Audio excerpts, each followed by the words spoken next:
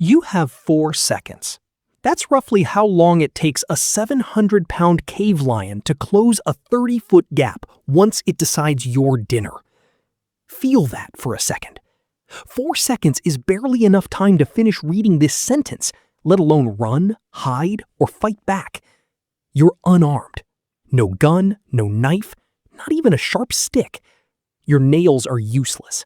Your teeth are flat, built for chewing plants, not tearing flesh. You cannot outrun it, you cannot outclimb it, and you cannot fight it, not for 1 second, not with anything your body alone can offer. So here's the question that should genuinely bother you.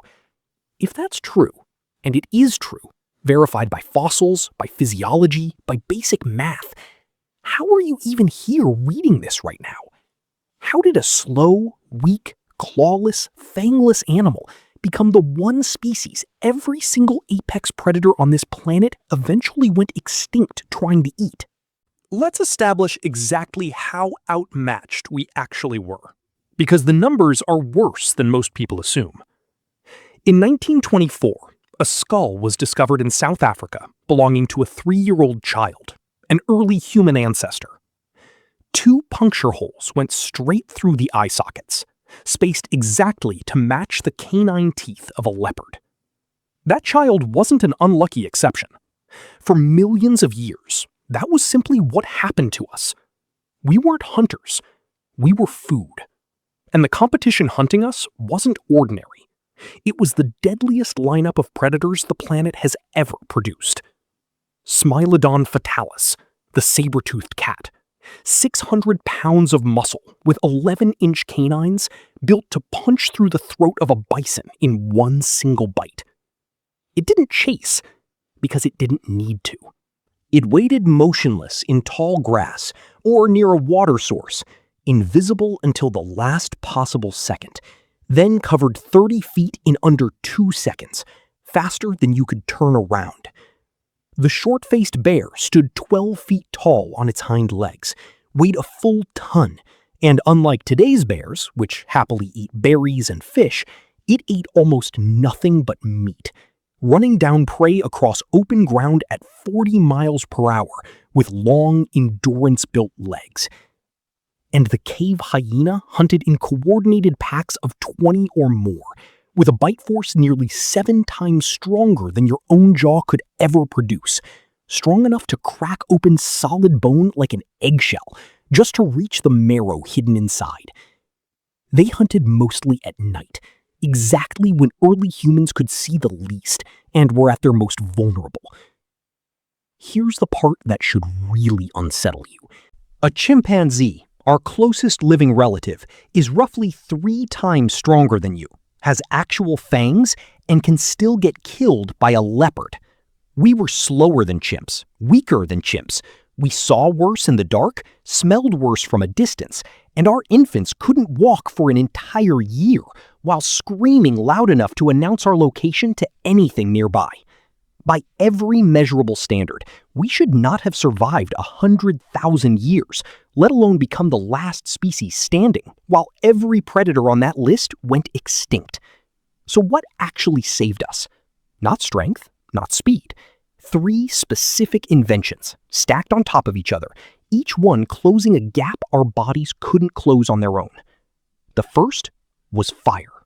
Evidence from Wonderwerk Cave in South Africa shows controlled fire dating back a full 1,000,000 years. Burned bone fragments and ash layers preserved deep inside the cave floor.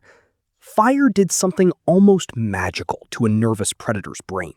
Something wired so deep, it still works today. A burning campfire creates an invisible 30-foot barrier that predators, even now in modern Africa, will not cross under almost any circumstance. It's hardwired into them at an instinctual level. No amount of hunger seems to override. Fire also handed us something we'd never had before in our entire existence as a species: time. Before fire, sundown meant one option only: find shelter and freeze in place until morning. Completely vulnerable, completely still, hoping nothing found you in the dark. After fire, we suddenly had 3 or 4 extra hours every single night. hours to make tools by hand, make plans for tomorrow, talk, teach, and cook food that unlocked far more usable calories than raw meat ever could. Calories that eventually built the oversized, energy-hungry brains sitting in our skulls right now, reading these exact words. The second was endurance. And once you understand it, it's almost unfair how effective it turned out to be. A saber-tooth hits 30 miles per hour in 3 seconds flat, but only for a few hundred yards before its own body overheats catastrophically, forcing it to stop or collapse. We can't sprint anywhere close to that speed, but we can sweat continuously while running, and almost nothing else on Earth can do that. So early humans invented something called persistence hunting. Track an animal at a slow, steady jog for 3, 4, even 6 hours straight, never sprinting, never stopping, never letting it fully rest, until its internal body temperature spikes past what it can survive, and it simply collapses from heat exhaustion in the open. Then you walk up, unhurried, and finish it with a rock. We didn't outrun our prey in a single burst. We outlasted it entirely, using a biological cheat code that not one single predator on that entire list ever evolved to counter. The third, and the one that actually mattered most, was each other. Around 1.8 million years ago, in what's now the country of Georgia, archaeologists found a skeleton belonging to a person who'd lost every single tooth years before they died.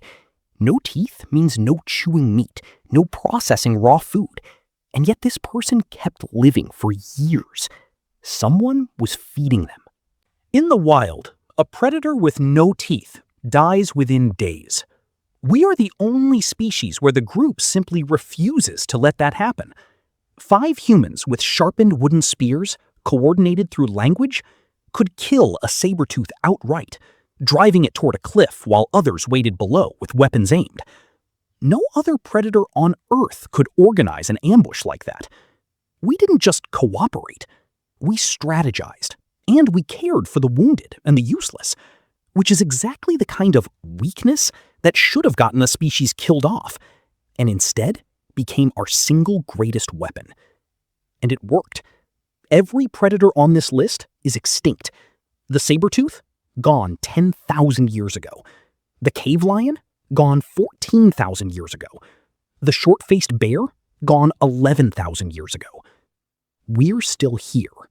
Evolution gave every one of those animals exactly one weapon: speed, strength, venom, size. Evolution gave us adaptability, and adaptability turned out to beat every single one of their advantages combined. For 2 million years, we were the thing being hunted, not the thing doing the hunting. We hid in trees. We froze completely still at the sound of a branch snapping somewhere in the dark, hearts pounding, waiting to find out if we'd survive the next 30 seconds. We lost children to leopards, exactly like that 3-year-old skull found in South Africa, and could do nothing but grieve and keep moving. But we had one trick none of them ever developed. Not the saber-tooth, not the cave hyena, not the short-faced bear. We could learn from a mistake exactly once and make absolutely sure nobody in the next generation ever had to make that same mistake again. Passing the lesson down through language, through story, through memory, compounding a little further with every single generation that survived long enough to teach the next one. And somehow, against every single physical disadvantage stacked against us, against claws and fangs and speed and raw strength we simply didn't have, that turned out to be enough, not just to survive, but to outlast every single thing that ever hunted us.